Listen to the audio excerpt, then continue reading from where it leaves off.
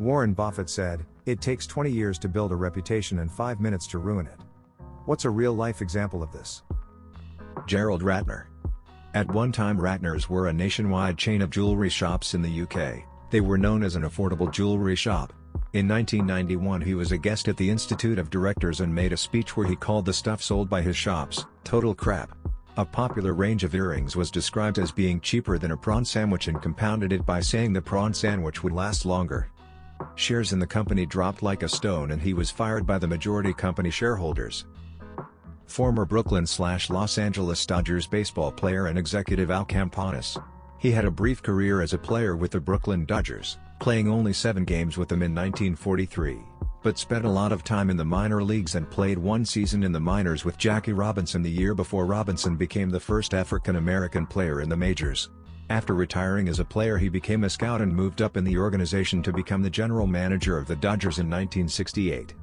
On April 6, 1987 Campanis was invited to appear on the TV show Nightline to be interviewed by Ted Koppel about Jackie Robinson, as April 15 would be the 40th anniversary of Jackie Robinson's first game in the majors and they were good friends until Robinson's death in 1972. Koppel asked Campanis about why there were so few black managers and no black general managers. Campanis answered, "I truly believe that they may not have some of the necessities to be, let's say, a field manager, or, perhaps, a general manager." When pressed later in the interview by Koppel, he said, "Why are black men or black people not good swimmers? Because they don't have the buoyancy," and also saying that the black race certainly are short on individuals with strong decision-making capabilities. He was fired from the Dodgers less than 2 days later and never worked in baseball again, passing away in 1998. Had a supervisor who decided to get blitzed on morphine and alcohol before writing a racist, incomprehensible, unprofessional email and sending it to every subordinate. Every single person turned against him, and he was gone from his job really quickly after that. And he was tenured and everything. Happened in an instant. Probably an oddball answer for my stupid knowledge of YouTube drama, but Austin Jones. Pretty boy musician type, proper 2010 Justin Bieber cut and everything, whose long-running career racked him up a not unreasonable 1.6 million subscribers, if memory serves. Then videos of him teaching little girls how to twerk got out. Among him doing other things with little girls. You'll be happy to know he's in jail now. Shabba Ranks. He was genuinely being described as the new Bob Marley. Then he appeared on The Word and stated that the punishment for homosexuality should be crucifixion. You can almost see the exact moment his career ended. A former boss in the army did it. He was son of a general, airborne ranger, and had a family right out of Stepford Wives. He was the perfect soldier and family man. Until one day it was found out he was banging an interpreter he met in Iraq. He hid this for a number of years, but it was eventually discovered that he was flying her all around Europe on US Air Force planes in order to keep her close and keep it a secret from his wife. The army found out and he was forced into retirement and had to pay several $100,000 to cover the cost of the misappropriated aircraft. The divorce proceedings were quite comical as well. Made the military newspapers and everything. Jim Marshall. One of the greatest defensive linemen in NFL football history. To quote Vikings.com, a valued member of Minnesota's Purple People Eaters defensive line, Marshall holds numerous NFL records that include the most seasons played by a defensive player, 20, along with Junior Seau and Darrell Green, most consecutive games by a defensive player, 282, most consecutive starts by a defensive player, 270, and most career fumble recoveries, 30. Marshall, who was still a starter at age 42, helped the Vikings win 3 NFC titles along with the NFL championship in 1969.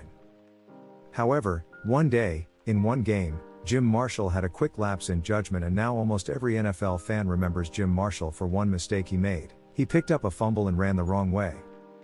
Now this is the only thing anyone remembers this great NFL player for. YouTube link in description.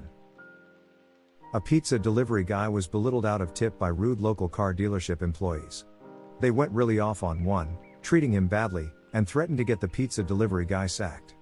The incident was caught on camera, and the internet went out for revenge. The car dealership was review bombed and I think one of the colleagues were fired. Probably a bit too late, but I haven't heard anyone mention Arthur Andersen yet. It was one of the Big Five, now Big Four, accounting firms that had a high reputation up until its involvement in the Enron scandal came to light.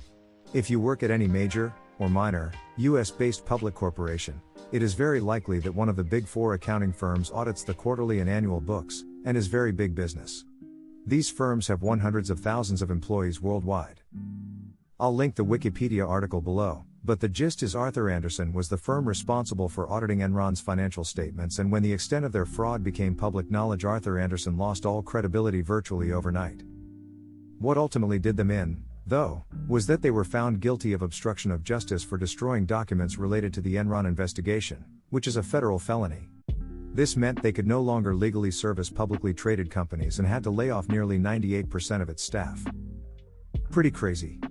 I had no idea that there was a Big Five until I went down a Wikipedia black hole the other day. I'd always heard it referred to as the Big Four. Wiki for reference. Had a teacher in high school that everyone loved.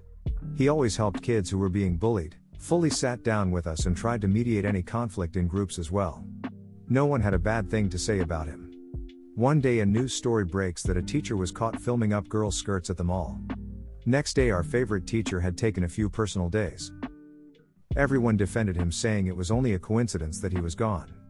We knew it was him when they started talking to girls from our school. They found footage of up underage girls' skirts on his work laptop, 99% were students.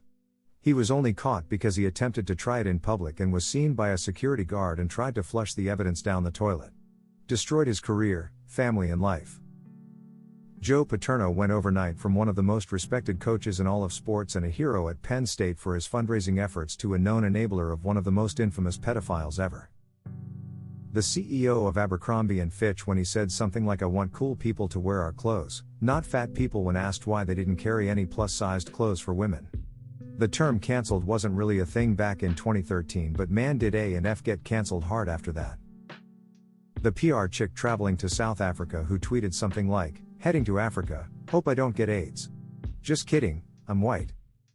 Turned her phone off for the flight, and by the time she turned it on when she landed, it had gone viral and, if memory serves, she had already lost her job. Edit, quite a few people commenting that she must be awful at her job and or she should have known better. 1. In the earlier days of social media, it was reasonably expected that your posts would remain private among your network. This is one of the first cases of a non-celebrity post going viral and being publicly shamed for it. There was no precedent. Bad judgment?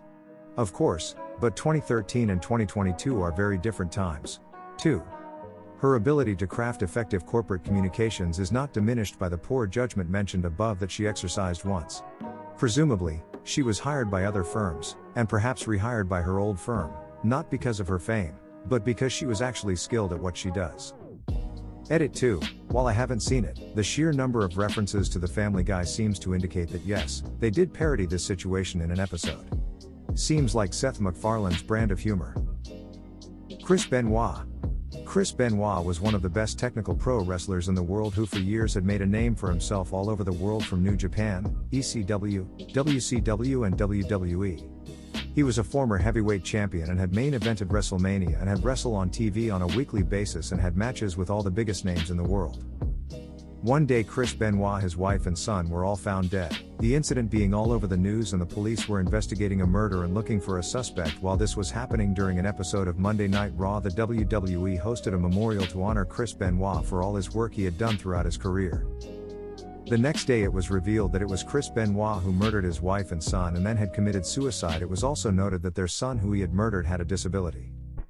For over 20 years his whole career had been sullied instantly. Every match he has ever had instantly gone, never to be mentioned ever again. The WWE had completely hidden him from history but erased him in the record books, and he was considered to be one of the greatest technical wrestlers ever. For any student who started pro wrestling, they were often told to watch and study Chris Benoit. Howard Dean was either Lieutenant Governor or Governor of Vermont from 1987 to 2003, and making a respectable run for president when it stopped dead in its tracks when he made a weird-sounding cheer at a campaign stop. That was it. No sex scandal, no bad policy proposal, no poor debate performance, a clip that just sounded kinda funny. I knew a girl who worked her arse off to get into a doctorate school. She got expelled because she cheated on the first exam and was caught by a professor. Not 20 years but close. Worked my way from dishwasher to waiter to inventory manager to district manager of a large chain restaurant. At any given time there would be about 40 to 50 staff answering directly to me. Anyways, threw it all away in literally 5 minutes when our general manager gave us a surprise visit. I used to be a raging alcoholic, literally only time I was sober was when I'm sleeping. Been clean 1 year now. She caught me drinking on the job and fired me on the spot. I'm in a completely different industry now, but I cringe how I let it get out of control. So yeah, I messed up.